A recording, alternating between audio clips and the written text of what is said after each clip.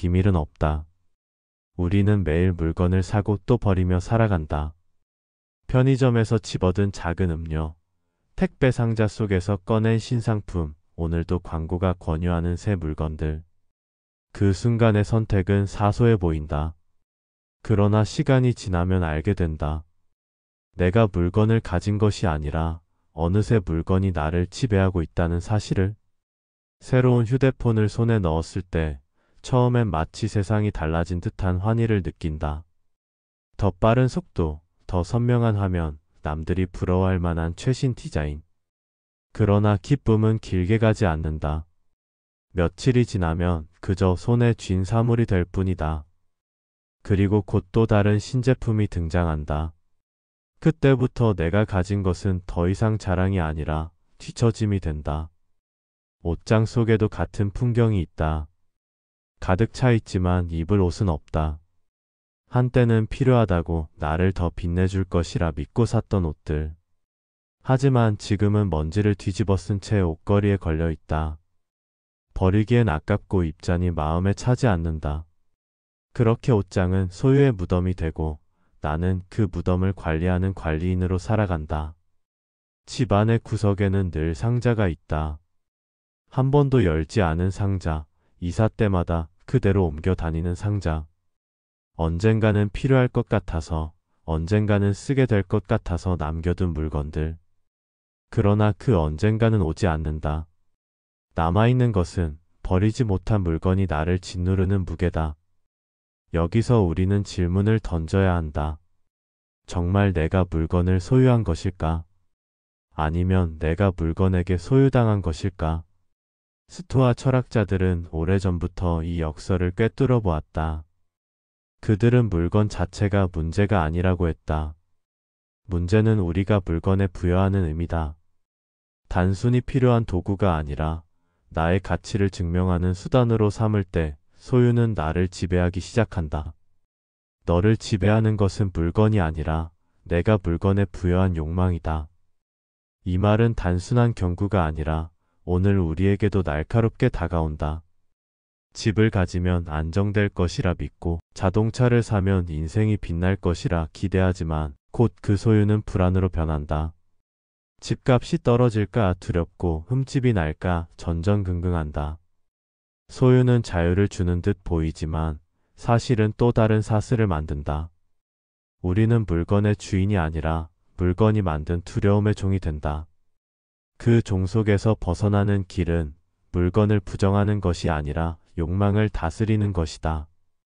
스토아 철학은 이렇게 속삭인다. 진정한 자유는 소유에서 오지 않는다. 욕망을 다스리는 힘에서 온다. 소유는 단순히 물건을 손에 넣는 일이 아니다. 그것은 마음의 방향을 정하는 일이다. 그리고 그 방향은 종종 우리를 자유로 이끌지 않고 오히려 속박으로 끌어간다. 스토아 철학자들은 오래전부터 이 사실을 경고했다. 세네카는 인생의 짧음에 대하여에서 이렇게 말했다. 우리의 삶은 짧은 것이 아니라 우리가 낭비하기 때문에 짧아진다. 그가 말한 낭비는 단순히 시간을 허비하는 게 아니다. 불필요한 욕망을 좇느라 마음을 소진하는 것, 가치 없는 소유의 인생을 묶어버리는 것이다. 세네카에게 있어 소유의 문제는 양이 아니라 태도였다. 많은 것을 가졌더라도 그것에 집착하지 않고 이름을 두려워하지 않는다면 자유롭다. 그러나 작은 것을 가졌어도 그것이 전부라고 매달린다면 그는 이미 노예다. 이 차이는 단순한 재산의 크기에 있지 않고 욕망의 크기에 있다. 에픽테토스도 제자들에게 이렇게 일렀다. 너의 것이 아닌 것은 결코 잃을 수 없다.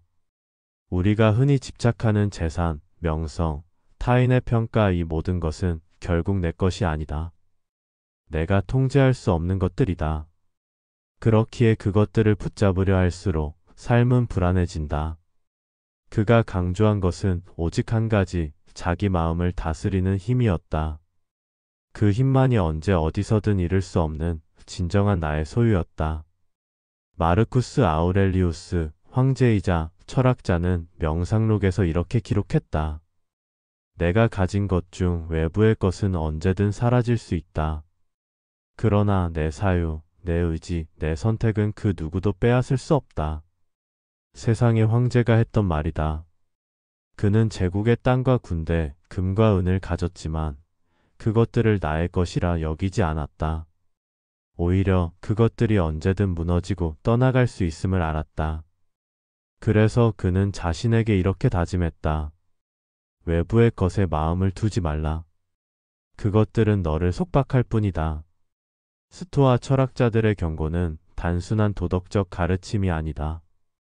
그들은 삶의 경험에서 나온 생생한 목소리를 전한다. 세네카는 로마의 정치 한복판에서 부와 명예를 누렸지만 동시에 그로 인해 불안을 맛보았다. 에픽테토스는 노예 출신이었기에 가진 것이 없음을 통해 오히려 자유를 배웠다. 마르쿠스는 제국을 다스리는 황제였지만 거대한 소유와 권력이 영혼을 얼마나 무겁게 짓누르는지 알고 있었다. 그렇다면 우리에게도 같은 질문이 남는다. 우리가 가진 것들은 정말 우리의 것인가? 아니면 언제든 빼앗길 수 있는 단지 임시로 맡겨진 것들인가? 스토아 철학은 답한다. 너의 것이 아닌 것은 언제든 사라질 수 있다. 그러니 그것에 집착하지 마라. 내가 진정 소유할 수 있는 것은 오직 너의 태도, 너의 선택, 너의 덕분이다. 이 경고는 오늘을 사는 우리에게도 그대로 적용된다. 통장의 숫자, 집의 크기, 차의 브랜드, 누군가의 시선. 이 모든 것들은 언제든 바뀌고 사라질 수 있다. 그러나 우리가 그것들을 나의 가치로 삼는 순간 우리는 스스로 사슬을 찬다. 스토아 철학은 우리에게 거부를 요구하지 않는다. 물건을 가지지 말라는 것도 아니다. 대신 물건을 바라보는 태도를 바꾸라고 말한다. 가질 수 있다면 쓰되 그것에 얽매이지 말라. 잃을 수 있다면 잃되 그것 때문에 무너지지 말라. 오늘날 우리는 고대 철학자들이 상상도 하지 못했을 만큼 많은 물건을 손에 넣는다. 버튼 하나로 전 세계 어디서든 물건을 주문할 수 있고 새벽이면 집 앞에 택배 상자가 쌓인다. 기술은 삶을 편리하게 만들었지만 동시에 새로운 굴레를 만들어냈다. 이 굴레의 이름은 소비의 덫이다. 광고는 우리에게 끊임없이 속삭인다. 이 물건을 가지면 너의 삶은 달라질 것이다. 새로운 자동차 광고는 자유로운 도로 위의 질주를 보여주고 가전제품 광고는 완벽하게 정돈된 집을 약속한다. 화장품 광고는 빛나는 얼굴과 행복한 웃음을 전한다. 그러나 우리는 안다. 차를 산다고 해서 인생이 자유로워지지 않고 가전을 바꾼다고 해서 집이 따뜻해지는 것은 아니며 화장품 하나로 마음의 상처가 치유되는 것도 아니다. 그럼에도 우리는 그 약속을 믿고 싶어 한다. 왜냐하면 욕망은 이성보다 빠르게 반응하기 때문이다. SNS는 이 덫을 더욱 강화한다. 누군가의 여행 사진, 누군가의 명품 가방, 누군가의 고급 레스토랑. 스크롤을 내리는 순간마다 내 삶의 빈 구석이 드러나는 듯하다. 비교는 결핍을 낳고 결핍은 소비를 부른다. 결국 우리는 타인의 삶을 따라잡기 위해 혹은 뒤처지지 않기 위해 소비한다. 그러나 소비는 곧 또 다른 결핍으로 이어진다. 무대 위의 주인공은 언제나 다른 사람이기 때문이다. 명품 열풍도 마찬가지다. 가방 하나가 수백만 원을 넘어서는 시대. 사람들은 그것을 단순한 물건으로 보지 않는다. 그것은 나의 가치를 증명하는 상징, 나의 사회적 지위를 드러내는 도구가 된다. 그러나 진실은 단순하다. 그 가방은 단지 가죽과 실로 만들어진 물건일 뿐이다. 그것에 특별한 힘을 부여한 것은 우리 스스로의 욕망이다. 그리고 그 욕망은 채워지지 않는 허기와 같다. 한 번 만족해도 곧 다른 물건을 찾아 나선다. 부동산과 주식에 대한 집착도 이와 다르지 않다. 집은 삶을 지탱하는 공간이지만 어느새 투기의 대상이 되었다. 사람들은 집값이 오르내리는 그래프에 따라 마음이 흔들린다. 주식시장 역시 마찬가지다. 숫자 하나가 오르면 희열을 느끼고 숫자 하나가 내리면 불안에 잠 못 이룬다. 그러나 이 모든 것은 내가 통제할 수 없는 영역이다. 에픽테토스의 말대로 그것은 본래 나의 것이 아니다. 그럼에도 우리는 거기에 목숨을 걸고 하루의 감정을 맡긴다. 심리학은 이 현상을 이렇게 설명한다. 소비의 순간 뇌는 도파민을 분비한다. 잠시의 쾌락, 짧은 흥분. 그러나 그것은 금세 사라지고 공허가 남는다. 이 공허를 메우기 위해 우리는 다시 소비한다. 이는 마치 목마른 사람이 바닷물을 마시는 것과 같다. 잠시 갈증이 해소되는 듯 보이지만 결국 더 목마르게 될 뿐이다. 이것이 현대 소비 문화의 본질이다. 소유가 나를 자유롭게 하는 것이 아니라 소유가 나를 지배하는 순간들. 광고가 약속한 행복은 오래가지 않고 SNS가 보여주는 삶은 끝없는 비교만 낳으며 명품과 부동산, 주식은 내 영혼을 흔드는 사슬이 된다. 스토아 철학은 이런 상황에서도 변함없는 메시지를 준다. 너의 외부에 있는 것은 결코 너의 것이 아니다. 현대 사회가 아무리 화려한 소비를 권하더라도 그것을 진정한 나의 소유라 착각하는 순간 우리는 종속된다. 진정한 자유는 외부의 물건이 아니라 내부의 태도에서 시작된다. 인간의 욕망은 단순히 갖고 싶은 것에서 끝나지 않는다. 그 욕망에는 언제나 타인의 그림자가 드리워져 있다. 내가 원하는 것은 단순히 물건이 아니라 타인보다 더 좋은 물건, 타인보다 앞선 위치다. 욕망은 고립된 감정이 아니라 비교 속에서 자란다. SNS는 이 비교를 일상으로 만들었다. 휴대폰 화면을 열면 누군가는 새로운 차를 뽑았고 누군가는 해외여행을 갔으며 또 다른 누군가는 멋진 집을 장만했다. 스크롤을 내리는 순간마다 내 삶은 상대적으로 초라해 보인다.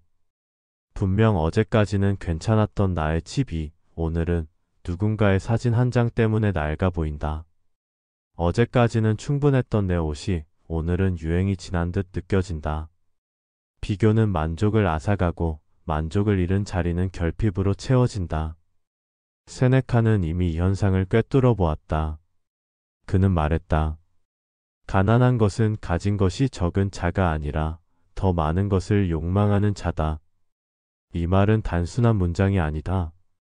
비교의 끝없는 경기장에서 우리가 왜 지쳐가는지 설명하는 통찰이다. 많이 가졌어도 끊임없이 남과 비교하며 덜을 원한다면 그는 가난하다. 적게 가졌더라도 그것으로 충분하다고 느낀다면 그는 부유하다. 현대 사회는 이 비교의 경주를 멈추지 않는다. 학교에서는 성적이 순위를 매기고 직장에서는 연봉이 계급을 나누며 사회는 집과 차와 직업으로 인간의 가치를 구분한다. 우리는 태어나면서부터 끊임없는 경쟁과 비교의 무대에 서게 된다. 그리고 그 무대에서 누구도 최종 승자가 되지 못한다. 왜냐하면 무대는 끝이 없기 때문이다. 더 위에 있는 사람이 늘 존재하고 더 좋은 것을 가진 이가 항상 있기 때문이다. 이 무한 경기장은 사람을 지치게 한다. 자신을 향한 만족은 사라지고 타인을 향한 시선만이 남는다. 내가 원하는 삶은 점점 흐려지고 남에게 보여지는 삶만이 중요해진다. 결국 우리는 남의 눈에 비친 나를 위해 살게 된다. 그러나 그 삶은 언제나 불안하다. 타인의 기준은 끊임없이 바뀌고 그 기대를 충족시키는 데는 끝이 없기 때문이다. 스토아 철학은 여기서 방향을 전환하라고 말한다. 남의 기준이 아니라 나의 기준을 세우라는 것이다. 마르쿠스 아우렐리우스는 이렇게 적었다. 남의 말과 평가에 내 영혼을 맡기지 마라. 내가 선택한 길, 내가 세운 기준이 곧 내 삶의 본질이 된다. 즉, 비교의 경기장에서 벗어나기 위해서는 스스로의 규칙을 만들어야 한다. 우리는 종종 남이 가진 것을 부러워하며 이렇게 생각한다. 저것을 가지면 나도 행복할 것이다. 그러나 스토아 철학은 묻는다. 내가 통제할 수 있는가? 남의 삶, 남의 소유, 남의 평가는 내 손 안에 있지 않다.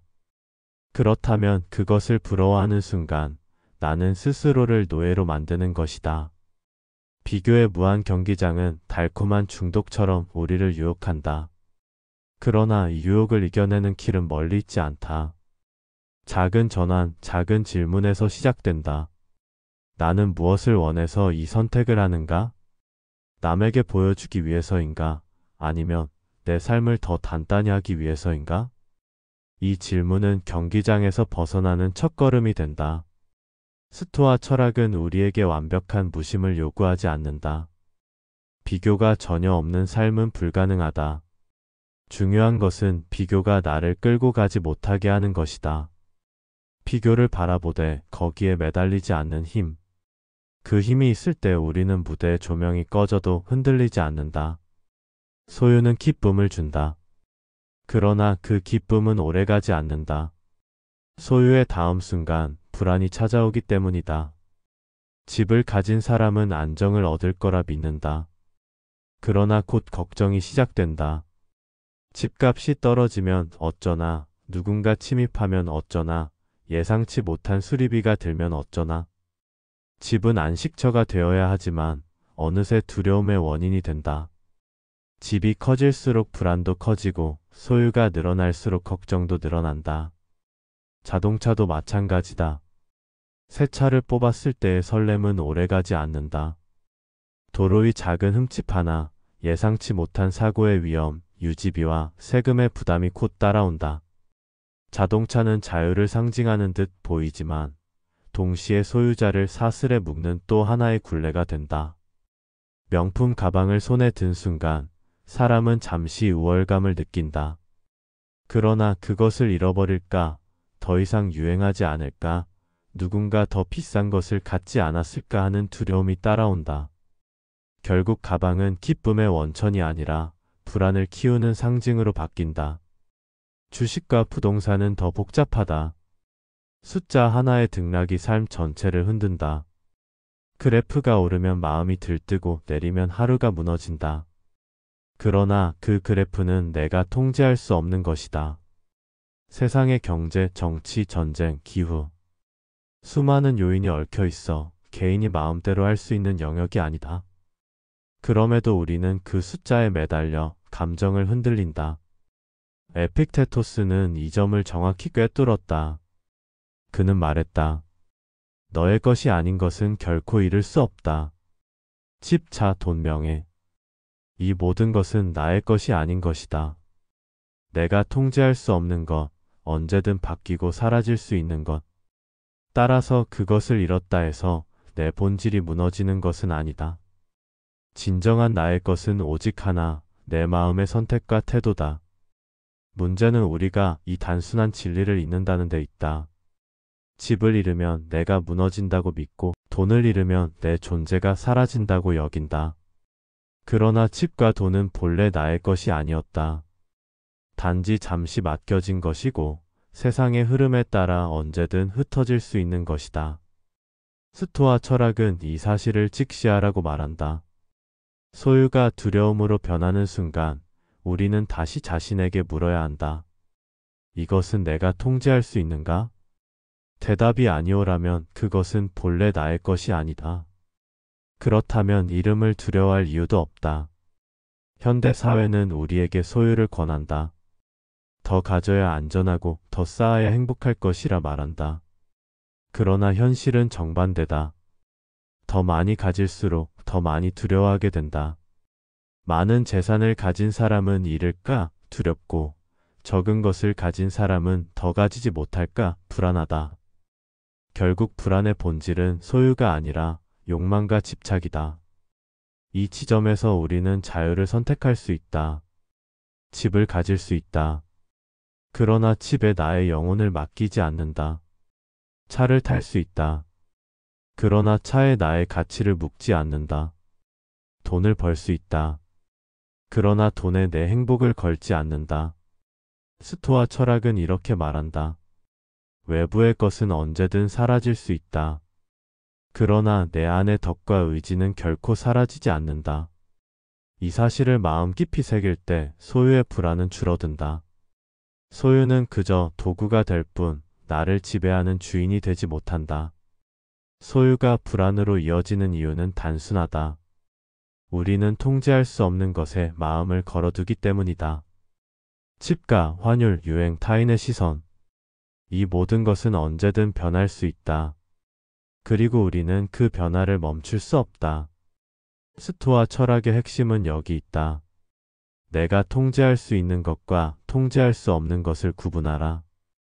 에픽테토스는 엔케이리디온 인생 수업서의 첫 구절에서 이렇게 말했다. 인생에는 두 가지가 있다. 내가 통제할 수 있는 것과 통제할 수 없는 것. 내가 통제할 수 있는 것은 나의 의견, 나의 태도, 나의 욕망, 나의 선택이다.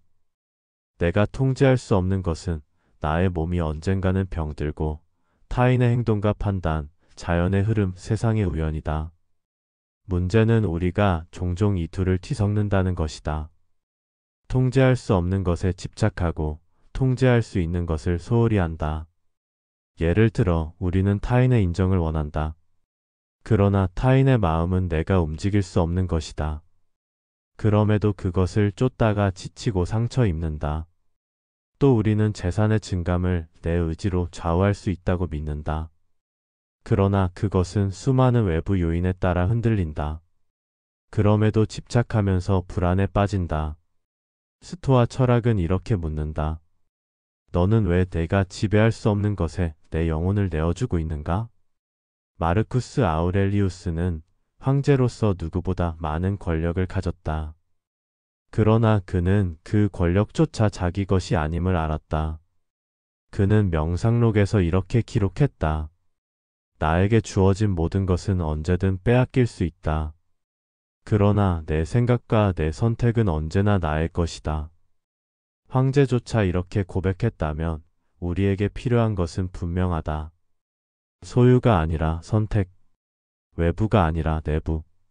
현대 사회에서도 이 원칙은 똑같이 적용된다. 우리는 집값을 통제할 수 없다. 그러나 집을 바라보는 나의 태도는 통제할 수 있다. 우리는 SNS 속 타인의 삶을 통제할 수 없다. 그러나 그것을 피교로 받아들이지 않을 자유는 우리에게 있다. 우리는 유행을 바꿀 수 없다. 그러나 유행에 흔들리지 않고 나만의 기준을 세울 수는 있다. 스토아적 자유는 외부의 조건을 바꾸는 데 있지 않다. 외부는 언제나 불완전하고 언제나 변하기 때문이다. 자유는 오직 내 마음의 주권을 지키는 데 있다. 그 주권을 지키는 순간 우리는 더 이상 세상의 노예가 되지 않는다. 실천은 작게 시작할 수 있다. 오늘 하루 내가 통제할 수 없는 것에 대한 걱정을 하나 내려놓는 것이다. 날씨가 비를 내린다 해서 불평하지 않고 다른 사람의 말 한마디에 하루를 빼앗기지 않는 것. 이 작은 선택이 모여 자유를 만든다. 또 하나의 실천은 감사다. 내가 가진 것들을 바라보며 그것이 언제든 사라질 수 있음을 인정하는 것이다. 사라질 수 있음을 인정할 때 집착은 줄어들고 감사는 깊어진다. 오늘 누군가와 함께한 식사, 오늘 내가 누릴 수 있는 건강, 오늘 내가 쉴 수 있는 공간. 이것들이 영원하지 않음을 알 때 오히려 더 깊은 평온을 느낄 수 있다. 스토아적 자유의 길은 극단적인 금욕이 아니다. 물건을 가지지 말라는 것도 아니고 사회에서 떠나라는 것도 아니다. 오히려 그 반대다. 세상 속에서 살아가되 세상이 나를 흔들지 못하게 하는 것. 소유 속에서 살아가되 소유가 나를 지배하지 못하게 하는 것. 이것이 진정한 자유다. 마르쿠스 아우렐리우스는 이렇게 썼다. 내 영혼은 그 어떤 외부의 것보다 강하다. 그것을 지키는 자는 결코 노예가 되지 않는다. 스토아 철학은 철학자의 책상 위에서만 존재하는 사유가 아니다. 그것은 삶의 한복판에서 매일의 작은 선택 속에서 살아 움직인다. 욕망을 절제하라, 소유에 매이지 말라, 고요한 마음을 지켜라. 이 모든 가르침은 일상의 습관으로 연결될 때 진짜 힘을 발휘한다.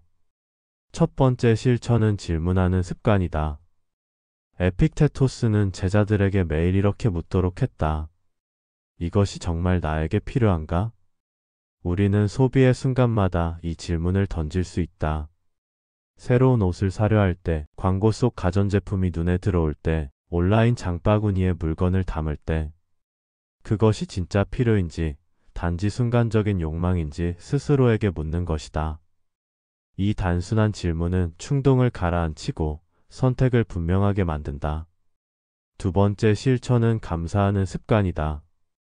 우리가 가진 것은 언제든 사라질 수 있다. 그 사실을 인식할 때 집착은 줄고 감사가 깊어진다. 오늘 마신 따뜻한 커피 한 잔, 오늘 대화한 누군가의 미소, 오늘 편히 눕는 침대. 이것들이 영원하지 않음을 알면 순간의 소중함을 더 선명히 느낄 수 있다.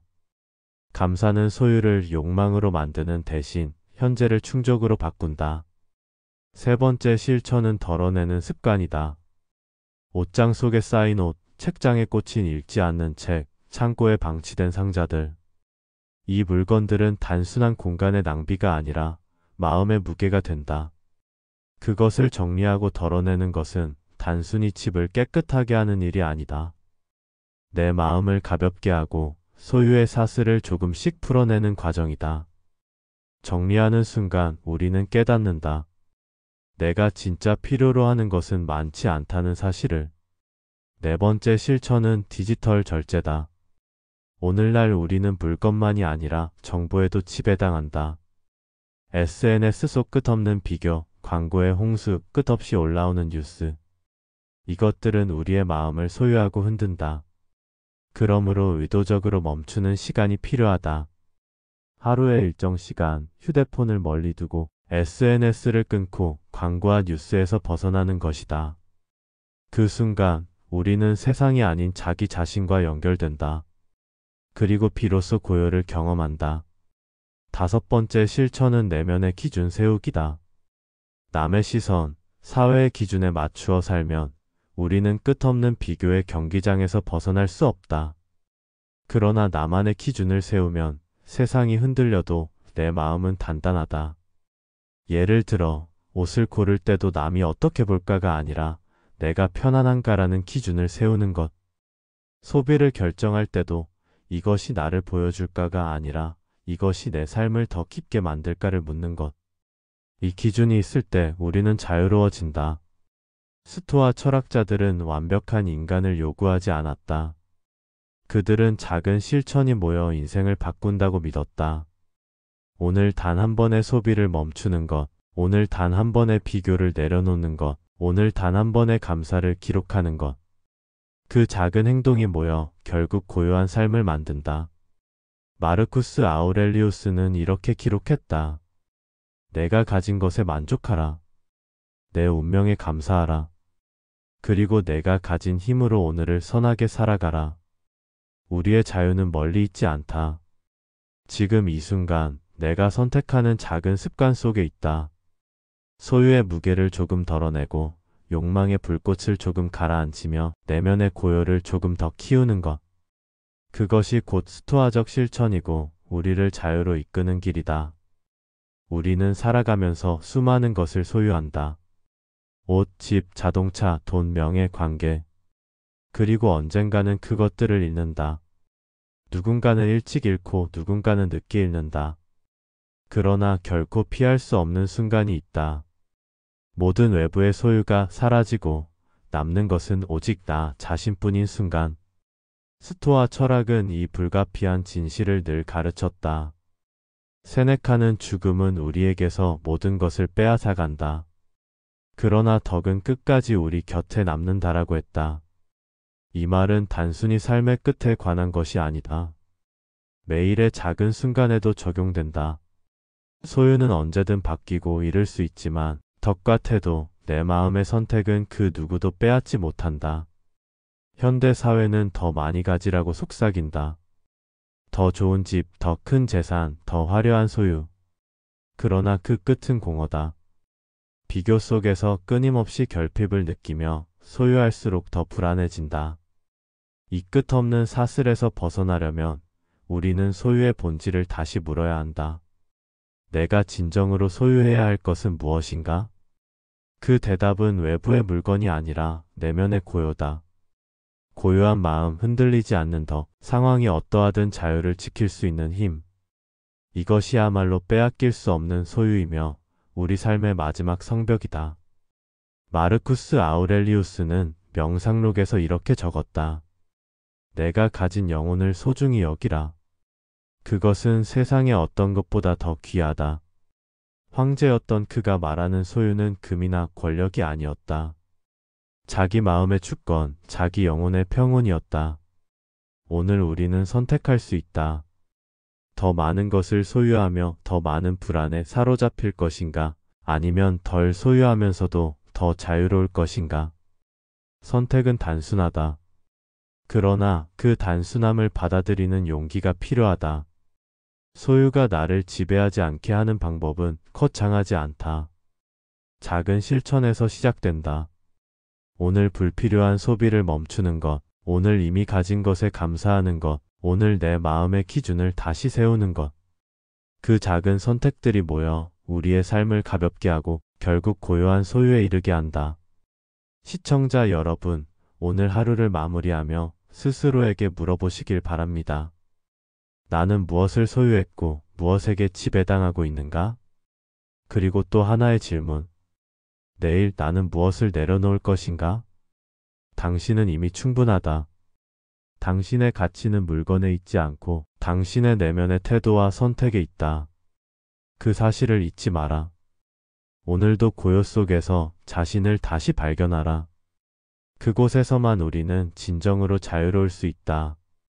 이 영상이 마음에 닿았다면 고요한 기록과 함께 걸어가시길 바랍니다.